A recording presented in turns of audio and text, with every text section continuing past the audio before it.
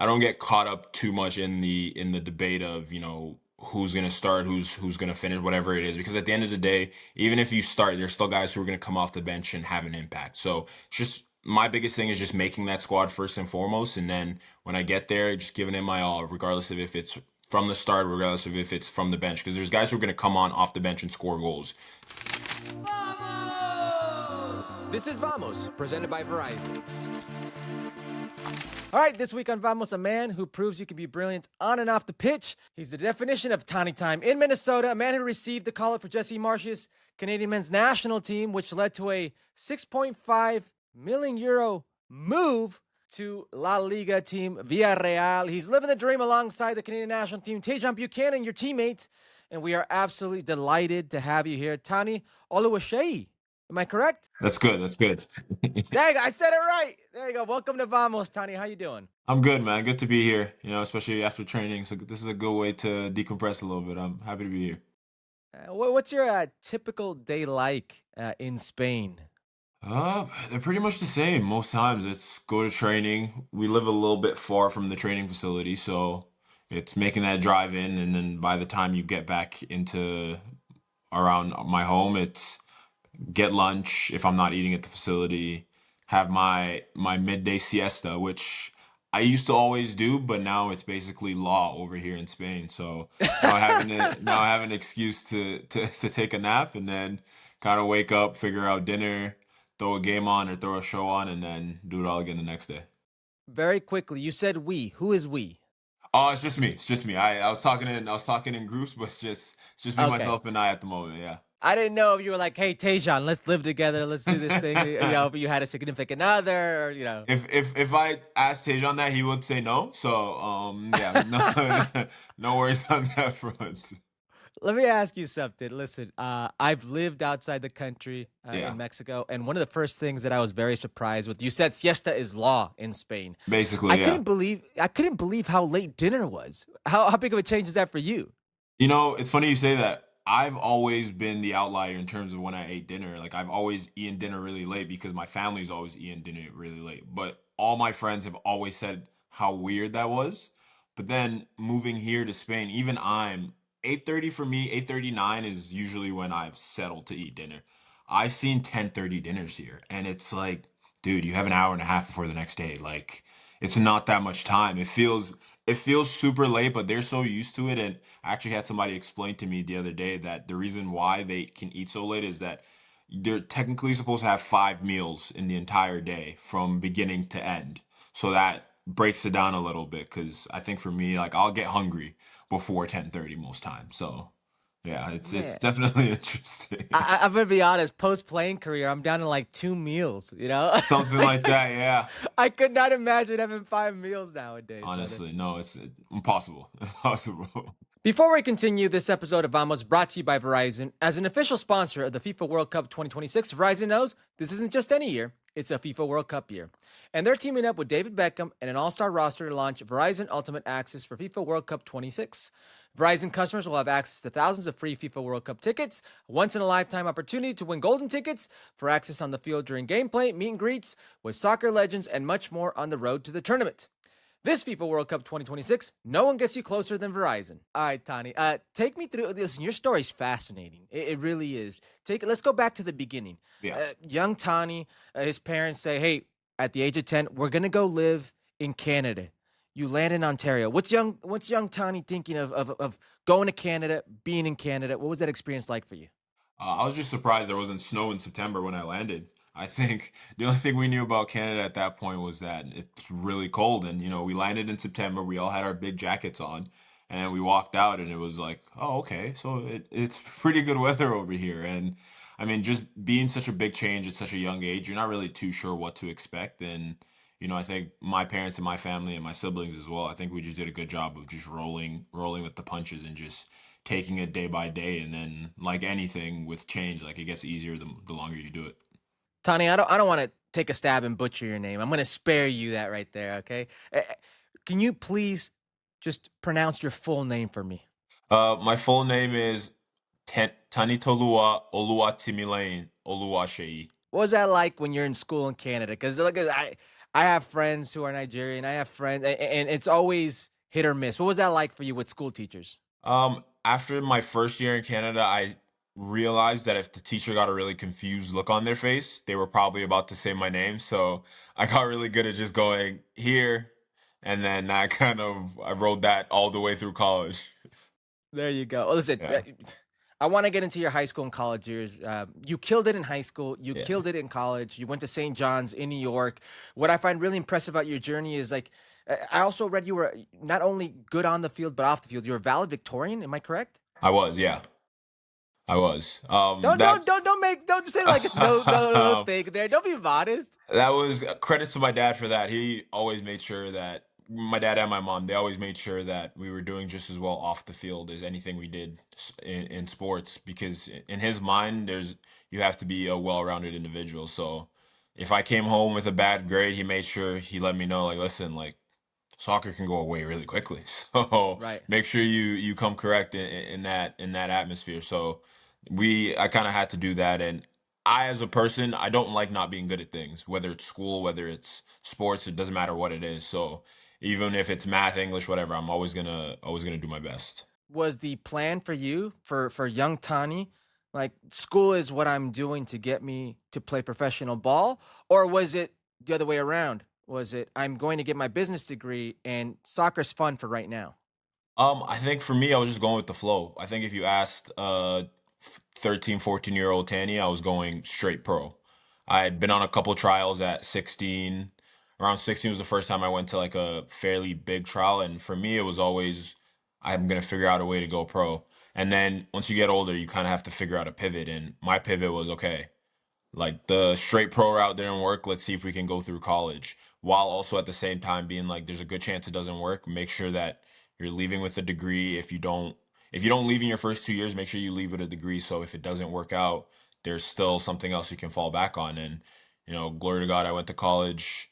My first year wasn't the greatest, but it was a decent year. And then my second and third and fourth year, just from there, I realized I was on that radar and I had the potential to go pro. And once I realized it was possible, then it was just full speed ahead.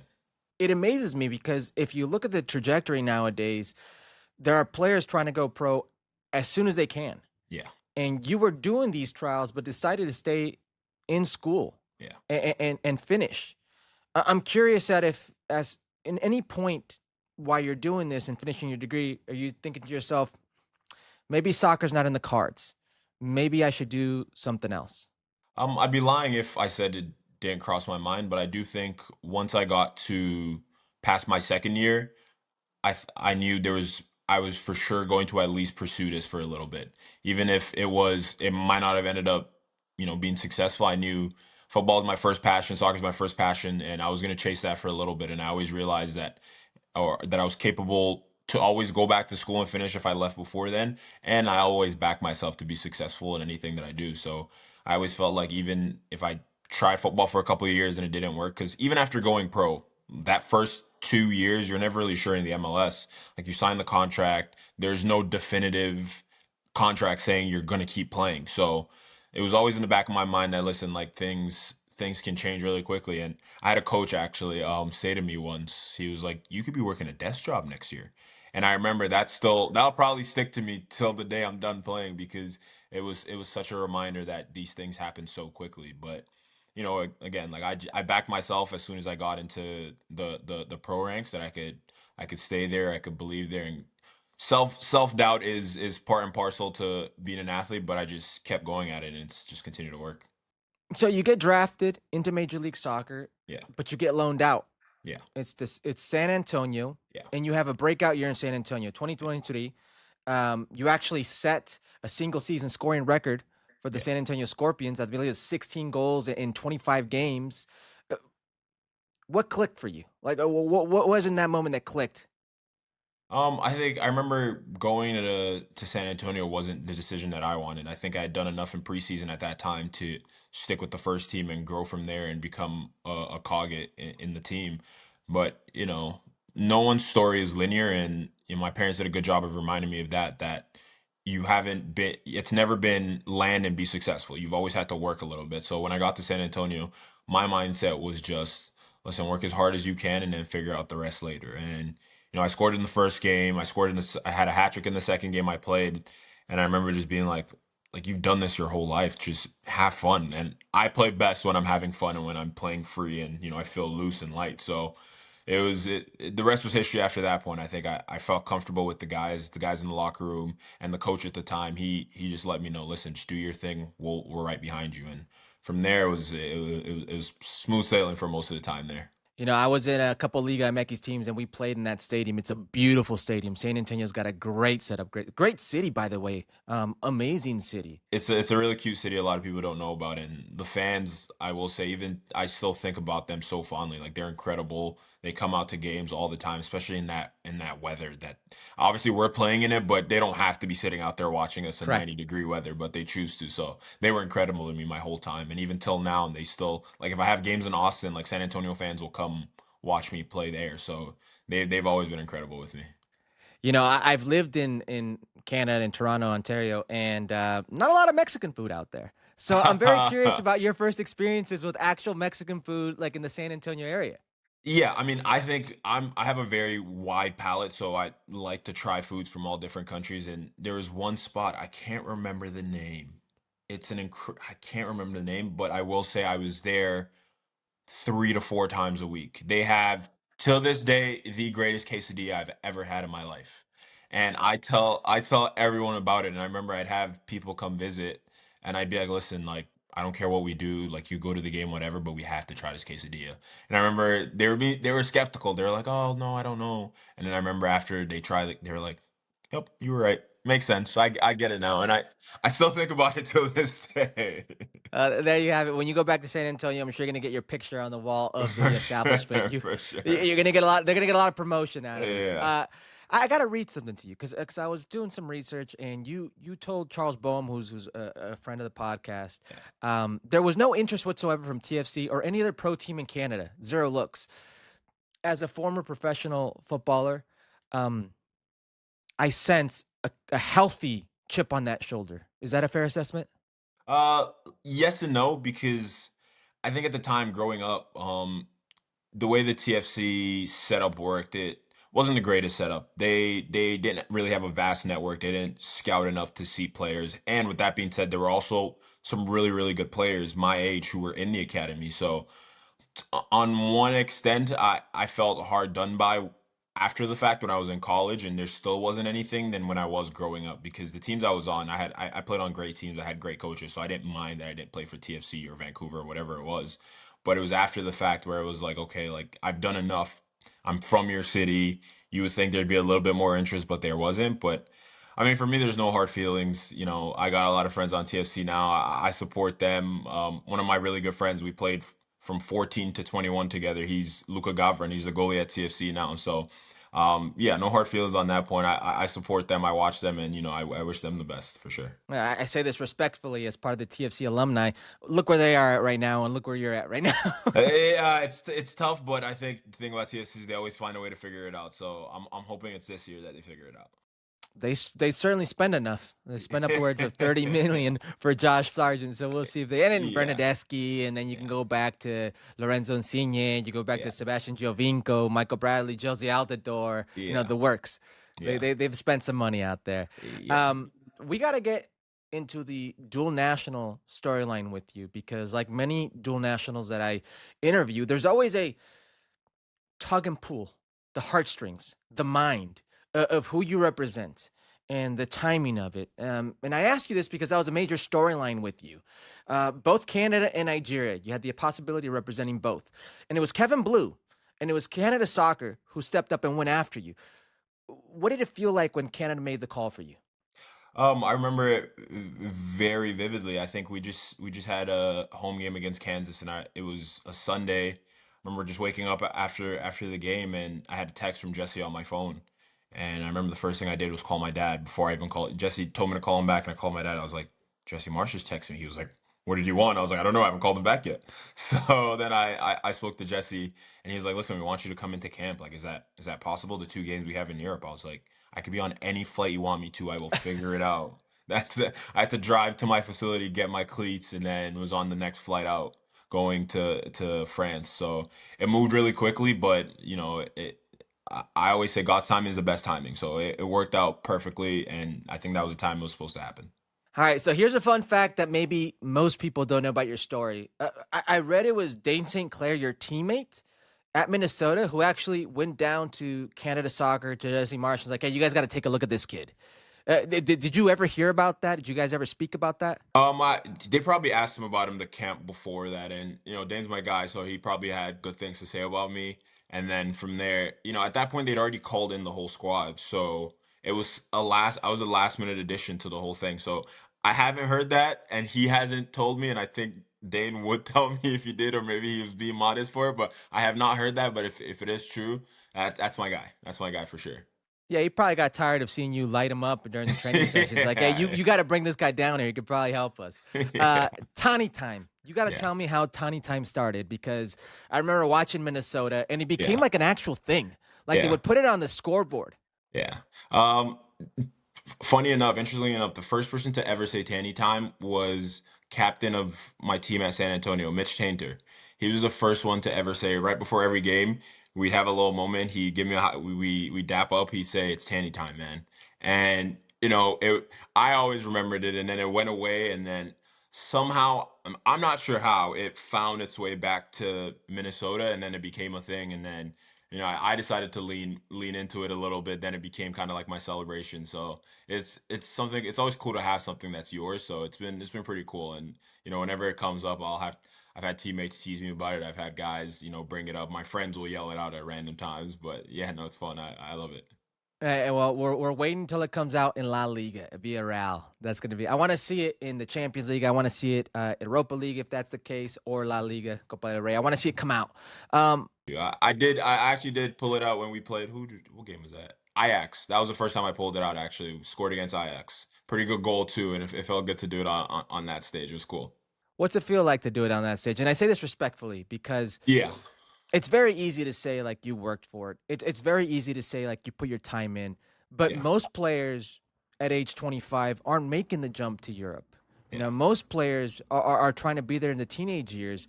You made that jump and it's paying dividends. What did that feel like for you? I think it's one of those. It's cliche to say it's a dream come true, but I mean it is. I've watched the Champions League every single year since I can remember.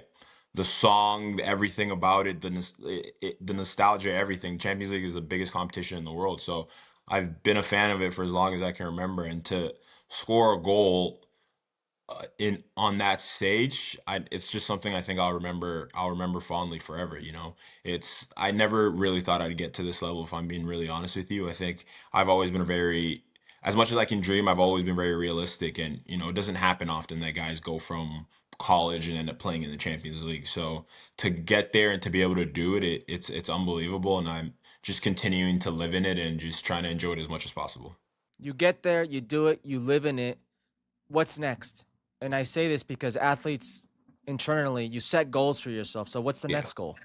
I think the next goal for me is just to start playing consistently here at this level. I think I still have strides I can make as a player, and I'm playing with a lot of really good guys up top. Iosi Perez, George Mikotazde, Gerard Moreno, who's just a legend, a household name. So there's so many good guys that I can take a lot of things from and improve my game overall. And I think there's levels that I still have to go to, and my goal is to get to that level before I'm done playing. So just continuing to get better, and with this time frame, granted I'm not getting as many minutes as I might want, but with this time frame that we have leading up to the World Cup, I just want to be in the best possible position come that time so I can, give my all to my country. Excuse the simplicity of the question, but what's the biggest difference? Like, what do you see as the biggest difference? Speed of play, speed of play. I think players, they might not be more athletic than guys in the MLS, but they think faster. The ball moves faster, and you see guys, they get the ball, and it's like they're two, three moves ahead. They know what they're gonna do next. They know what happens if they get the ball back. So guys are just thinking at a much faster pace, and it took a while for me to adjust to that, and I'm probably still adjusting, but it's definitely slowed down a little bit. And I think once I'm fully comfortable in this, it like then I can really impact myself and really impose myself on games and competitions. Tani, I say this as somebody who kind of experienced this. In Minnesota, I'm sure you were recognized by like Minnesota fans, hardcore fans. But is there a difference to how you're recognized now? Not yes and no. It depends where we are. I think there's the good thing is when we're in group settings, there's guys who are household names. There's the Gerard Morinos, the Danny Parejo, so they get a lot of the attention, and I'm good to just slide by, Scoop by. walk around Yeah. under the radar. And for me, it's I like being able to go to the grocery store. I like being able to do those things. So I don't mind not getting the fanfare, but I will say the fans here are incredible, especially the fans of Villarreal. You can tell that it's a household thing for them. Their dad, their grandpa, their mom, everybody is bought in, so you can feel that love that they have for the team. So it's a privilege definitely to represent them. What's it like experiencing the criticism for the first time? Criticism is something that's part of the game, but I'm my harshest critic, so I don't think anything anyone else says is going to be worse than what I say to myself. So I I try to take it in stride and realize that it's part of the game. As long as it doesn't go too far, or it doesn't get too personal or whatever it is, it's just part of the game. It's how it goes. So you're part of Jesse Marsch's Copa America squad. And you guys had a ridiculous Copa America. Not many people expected Canada to fight for the third place game. And if you ask me, you put Argentina against the ropes in that opening game multiple times. Yeah. You could make an argument Canada may have shot themselves in the foot on a few set pieces and the counters and Yeah. what happened, but an amazing showing. What was it like for you?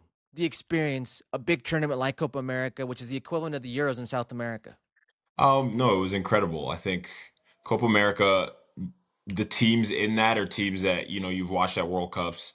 Lionel Messi is enough. That in itself, and I hadn't played him in the MLS at that point either. So for me, being on the same field as him at the same time while he was representing Argentina was a bit of a moment where you have to pause, gather your bearings and say, okay, listen, lock in. Like it's Messi, it's cool. All these guys, it's cool to be around guys you've watched, but you have a job to do. And I think as a team, Jesse does a good job of letting us know that we can beat anybody if we really believe. And we just love being together so much that we go to fight for each other and we believe that we can do anything. So granted, we had our chances in those games, but you got to give credit where credit is due. We played some really good teams. Argentina's the defending world champions, the defending Copa America champions. So they played a good game. I think we played a game that we could be proud of, and definitely helped us grow as a team.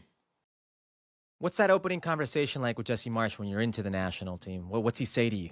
He didn't try to put too much pressure on me. He just let me know, hey, listen, like we called you in, we like what you're doing for Minnesota, and we want to get you integrated in here and see what you have to offer for us. And even at that point, I didn't know I was going to Copa up until the pre-camp was over, and then at the end of camp, they're like, hey, listen, like you're not going back to Minnesota, you're coming with us. So it wasn't a lot too soon. I think it was the right pace, and he kind of did a good job of easing me in. And the guys in Canada are incredible too, so they're just all really, really good guys, and so they made it really easy for me. And it's been like that since. It was reported that Marsh, he told the media in training camp, you were nervous, kind of standing by yourself. And then Alphonso Davies, team captain, walked over and tapped you on the shoulder. And Marsh said you literally stuck out your chest after that. And it was business like everybody else. I'm very curious. What did Fonzie say to you?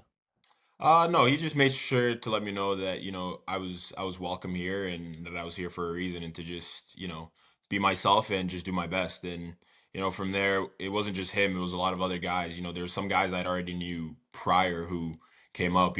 Dane was there as well. So there's a lot of guys there that just made me say, hey, listen, just relax, play, do your thing. You're gonna make mistakes. It happens. Football, no one's perfect in football. So they made me feel really welcome, and I've tried to do the same for any new guys who've come in since then. And yeah, so it's a good group who make sure everyone feels welcome. Listen, I've had Jonathan David on the show a couple times, and it's always interesting hearing a forward's mindset when it comes to a system like Jesse Marsh's system, which is high press, it's dynamic, it's ever flowing. You have to take your chances on the defensive end as a forward. What was that like for you? Home. I've always What do you mean I've home? I've always played like that. I've always Okay. I've always been a defensive minded forward. I love pressing. I love making a defender uncomfortable. I love, helping on defense. I've never really been a fan of, oh, just stay up there for counterattacks. I think we have to defend together and we have to attack together. So I went Jesse's system is one that fits me, quite frankly, really well. I'm fast, I'm aggressive, I'm agile, so I'm really good at doing his system, and it's paid dividends for me in my career because I got to take what I learned from there and take it back to Minnesota as well, and it's just always been something that I've enjoyed doing, and I'll probably credit Dave Mazur for that as well, my coach at St. John's. We had one of the more strict running programs in the country, and from there it's pushed me to be able to do that at every level that I've been at. I want to stay on Jesse Marsch because I think he's a fascinating character. This version of the Canadian men's national team is coached by an American, and I remember Jesse Marsch.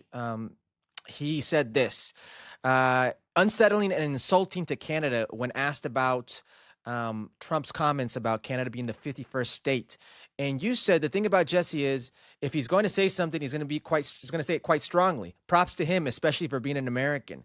I'm very curious for a Canadian what it's like to see an American like Jesse take to the country. It's been interesting for sure. I think for him, he knows that from on the outside it looks weird that an American is coaching Canada, and we've played the U.S. twice since, so he knows it's weird. But he's done a good job of just leaning into that, and he's done a good job of in meetings, whatever it is, he's always saying we.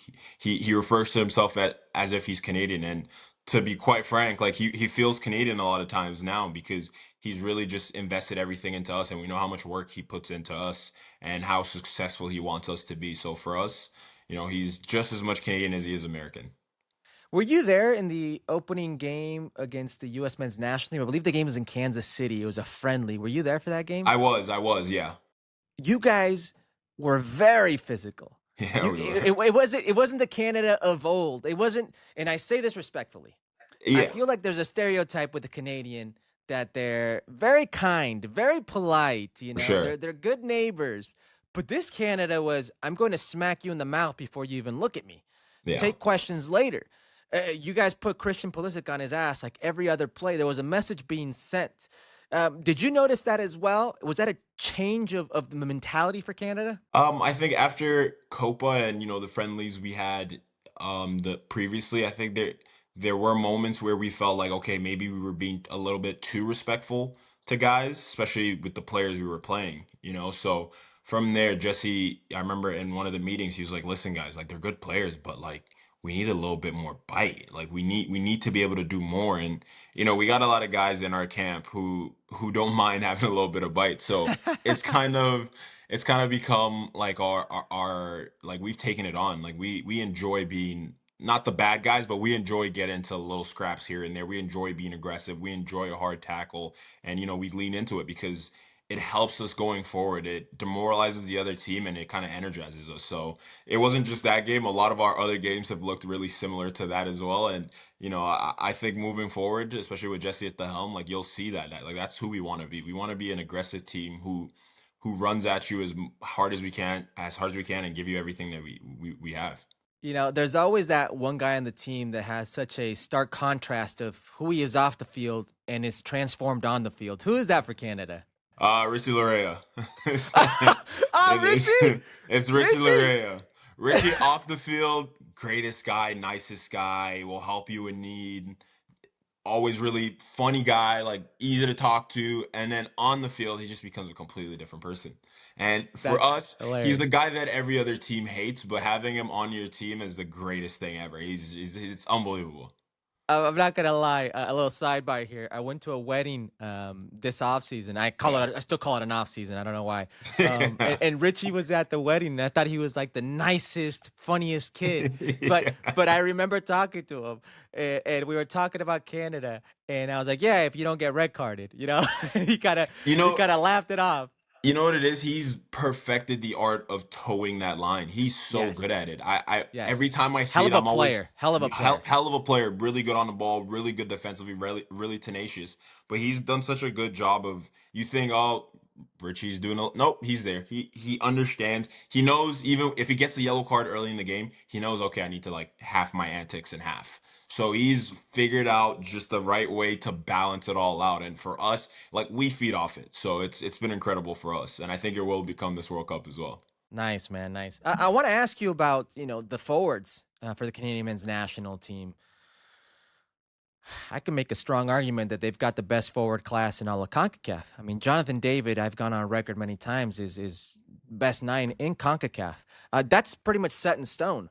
Promise David goes down, and there's an open race. Literally, Kyle Laren's maybe not having the best moment. There's an open race for that second position next to Kyle Laren.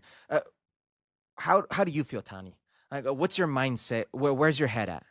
FIFA is the World Cup's always in the back of my mind, but for me, I think the most important thing is just improving as a player. And I have 3 months until the World Cup to do that, and we have camp as well in that time frame. But I think for me, I just want to become the best player I can be by that point, and then go into camp and just give it my all. And the rest will fall where it does. I don't get caught up too much in the debate of who's gonna start, who's gonna finish, whatever it is, because at the end of the day, even if you start, there's still guys who are gonna come off the bench and have an impact. So it's just my biggest thing is just making that squad first and foremost, and then when I get there, just giving it my all, regardless of if it's from the start, regardless of if it's from the bench. Because there's guys who are going to come on off the bench and score goals, and there's guys who are going to start and not score goals, and vice versa. So I think if you run the risk of getting caught up in that, you run the risk of getting a little bit distracted. So for me, it's just staying focused on what the actual goal is, which is just to be the best player you can for Canada. Before wrapping up this episode of Vamos, brought to you by Verizon. As an official sponsor of the FIFA World Cup 2026, Verizon knows this isn't just any year, it's a FIFA World Cup year. And they're teaming up with David Beckham and an all-star roster to launch Verizon Ultimate Access for FIFA World Cup 26. Verizon customers will have access to thousands of free FIFA World Cup tickets, a once-in-a-lifetime opportunity to win golden tickets for access on the field during gameplay, meet and greets with soccer legends, and much more on the road to the tournament.